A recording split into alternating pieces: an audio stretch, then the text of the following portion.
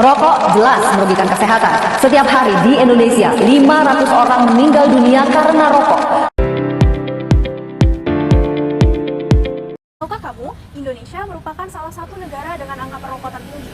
Bahkan ini berdampak pada bidang kesehatan, sosial, dan juga ekonomi.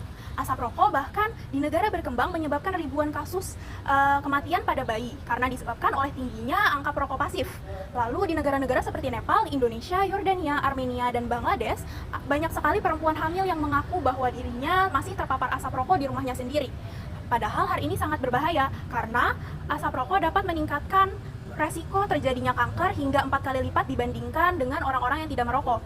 Bukan hanya pada bidang kesehatan, konsumsi rokok menyebabkan terbebaninya sistem kesehatan nasional. Hal ini karena penyakit-penyakit yang disebabkan oleh rokok seperti stroke dan juga kanker paru-paru meresap anggaran-anggaran yang seharusnya bisa dialokasikan kepada sektor kesehatan lain seperti gizi anak dan juga pelayanan kesehatan untuk ibu. Menurut survei kesehatan Indonesia, terdapat 70 juta pengguna perokok yang ada di Indonesia. Fun fact-nya, kebiasaan perokok dan penggunaan vape ini menyebabkan hingga 268.000 kematian atau sekitar 12,3% dari total kematian yang ada di Indonesia. WHO, World Health Organization, memperkirakan bahwa jika tren kebiasaan perokok ini terus berlanjut dan menyebar ke remaja yang ada di Indonesia, presentase penggunaan perokok di Indonesia akan meningkat hingga 37,5%. Orang pelajar berinisial T yang berusia 17 tahun menceritakan bahwa ia tidak pernah merokok, tetapi sering terkena paparan asap rokok dari orang-orang terdekatnya, seperti keluarga dan teman sekolah. Akibatnya, ia mengalami batuk-batuk hingga serangan asma. Ia mengaku kesulitan mengerjakan pekerjaan sehari-harinya karena masalah pernafasan ini. Beberapa keluarga menceritakan bahwa perlindungan asap rokok bagi balita sangatlah penting, karena asap rokok dapat menyebabkan masalah paru-paru pada anak seperti pneumonia.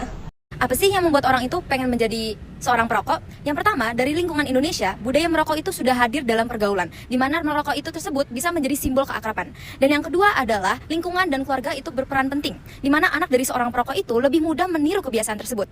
Dan yang ketiga, dari tingkat pendidikan yang lebih tinggi, itu cenderung bisa menurunkan risiko menjadi seorang perokok.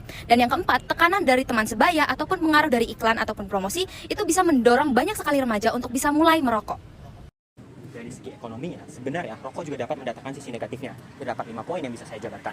Yang pertama, finansial keluarga bisa kacau. Hal ini apabila keluarga berada di garis kemiskinan di bawah dan mereka mengutamakan untuk membeli rokok dibandingkan kebutuhan lainnya, mereka akan terjebak di hal-hal tersebut, yaitu lebih memilih rokok dibandingkan makanan sehat, obat, ataupun membayar sekolah anak.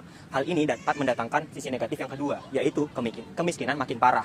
Uang yang seharusnya bisa menjadi tabungan, modal usaha, malah ludes hanya buat rokok. Jadi susah untuk keluar dari kemiskinan struktural.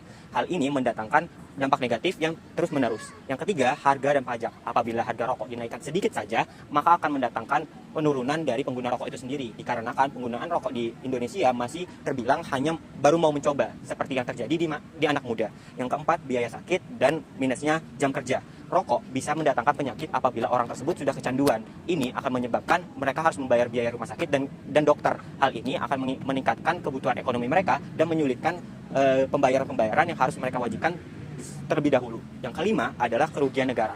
Rokok sendiri lebih mendatangkan kerugian sebesar 1,8% dibandingkan pendapatan negara. Kerugian ini lebih besar dibandingkan pendapatan dari cukai rokok itu sendiri. Padahal rokok sendiri memiliki dampak negatif baik bagi perokok aktif maupun perokok pasif. Rokok memiliki kandungan nikotin, tar, dan juga karbon monoksida yang sangat berbahaya bagi tubuh. Nikotin adalah zat adiktif yang dapat menyebabkan ketergantungan, sedangkan tar dan juga karbon monoksida dapat merusak paru-paru dan juga sistem peredaran darah. Pendidikan merokok memang sulit, tapi Puskesmas di Indonesia kini menyediakan layanan upaya berhenti merokok yang terintegrasi dengan program Satu Sehat. Salah satu pendekatan klinis yang digunakan adalah terapi pengganti nikotin, seperti permen karet, patch, tablet isap, dan semprotan mulut, disertai konseling dan pemeriksaan menggunakan smoke laser.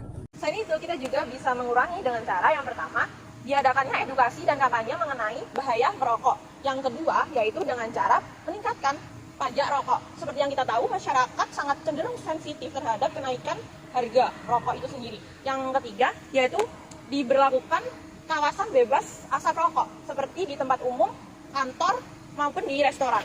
Dan yang keempat, dengan cara program dukungan kepada perokok itu sendiri, seperti diadakannya konseling dan terapi pengganti nikotin.